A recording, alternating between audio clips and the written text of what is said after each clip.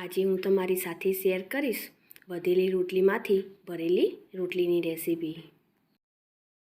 આ ભરેલી રોટલી આપણે વધેલી રોટલીમાંથી બનાવીશું, પણ તેમાં આપણે અલગ મસાલા કરીશું અને એક નવો ટેસ્ટ આપીશું।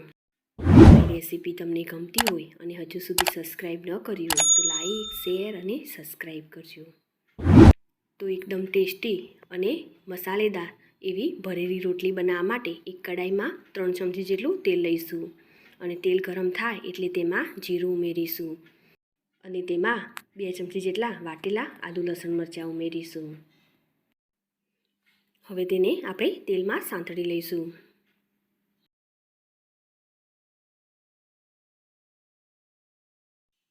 હવે તેમાં 1 કપથી ઓછી એવી ઝીણી સમારેલી ડુંગળી ઉમેરીશું અને તેને પણ આપણે સાંતળી લઈશું।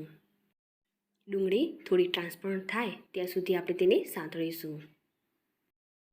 આ ભરેલી રોટલીમાં તમને જે પસંદ હોય તે વેજીટેબલનો ઉપયોગ કરી શકો છો, એકદમ સરસ લાગશે।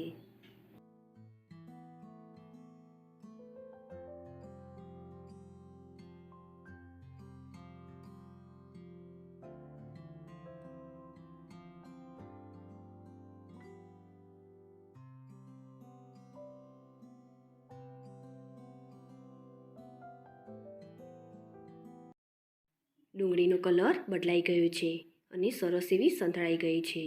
હવે આપણે તેમાં ઝીણી સમારેલી 1 કપ જેટલી કોબીજ ઉમેરીશું અને તેમાં અડધો કપ જેટલા કેપ્સિકમ ઉમેરીશું। બધી જ વસ્તુને સરસ રીતે મિક્સ કરી લઈશું। વેજીટેબલનું પ્રમાણ તમારા ટેસ્ટ પ્રમાણે વધુ ઓછું કરી શકો છો।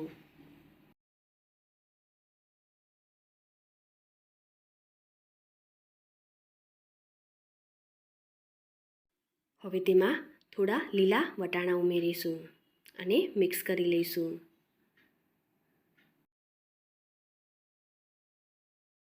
હવે તેમાં આપણે મસાલા ઉમેરીશું। તો 2 ચમચી જેટલો ધાણા જીરું પાવડર ઉમેરીશું, સ્વાદ પ્રમાણે મીઠું ઉમેરીશું અને તીખાશ પ્રમાણે લાલ મરચું પાવડર ઉમેરીશું। 1 ચમચી જેટલી હળદર ઉમેરીશું, 1 ચમચી જેટલો ચાટ મસાલો ઉમેરીશું અને થોડો ગરમ મસાલો ઉમેરીશું। હવે બધી જ વસ્તુને સરસ રીતે મિક્સ કરી લઈશું। બધા મસાલા મિક્સ કરીને થોડીવાર માટે આપણે તેને સાંતળી લઈશું, જેથી મસાલાની ફ્લેવર વેજીટેબલમાં આવી જાય।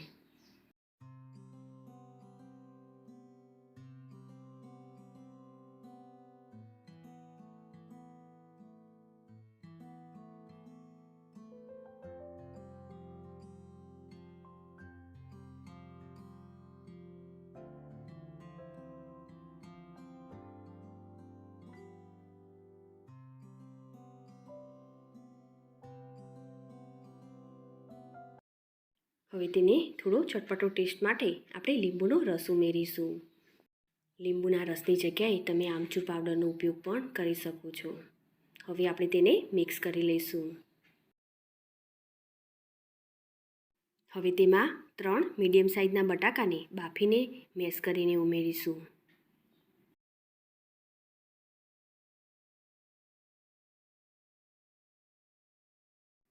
મસાલા સાથે બટાકાને સરસ રીતે મિક્સ કરી લઈશું। વેજીટેબલમાં આપણે જ્યારે બટાકા ઉમેરીએ ત્યારે બટાકાને બાફીને તેને થોડા ઠંડા કરી લઈશું અને પછી ઉમેરીશું, જેથી મસાલો આવો એકદમ સરસ ડ્રાય તૈયાર થાય।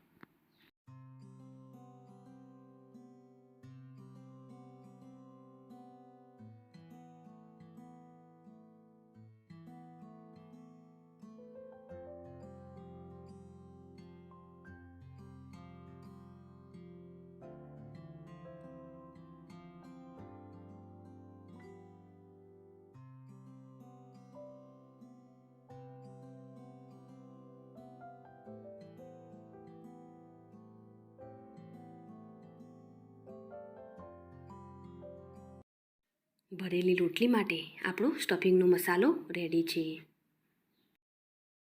હવે આપણે આ રીતે વધેલી રોટલી લઈશું અને તેને આપણે આ રીતે કટ કરી લઈશું। હવે આ રોટલી પર આપણે ટામેટો સોસ લગાવી લઈશું.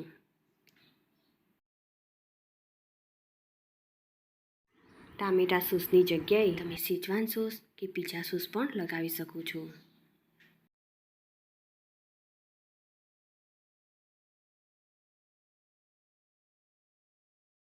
હવે તેના ઉપર આપણે બનાવેલો મસાલો ઉમેરીશું અને સરસ રીતે તેને ફેલાવી લઈશું.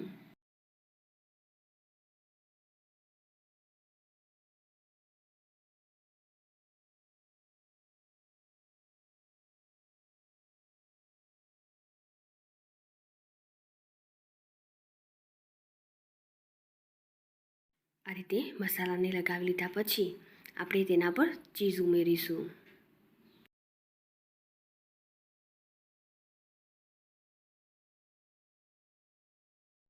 હવે તેને આપણે આ રીતે ફોલ્ડ કરી લઈશું.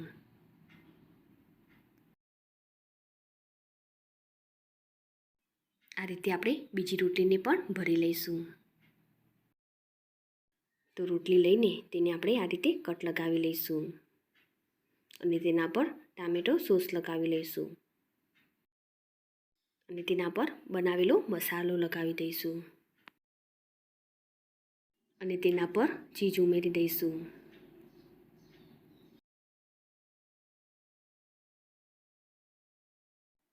અને રોટલીને આ રીતે ફોલ્ડ કરી લઈશું.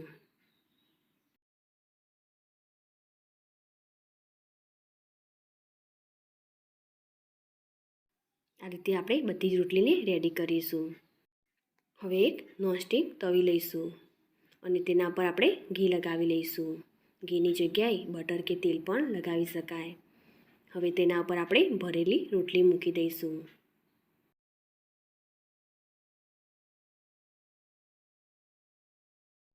એક બાજુ સરસ એવી થઈ જાય પછી આપણે તેની સાઈડ ચેન્જ કરીશું.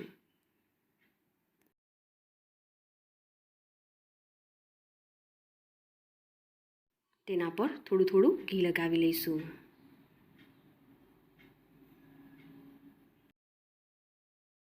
એક બાજુ સરસ એવી થઈ ગઈ છે. હવે આપણે તેની સાઈડ ચેન્જ કરી દઈશું.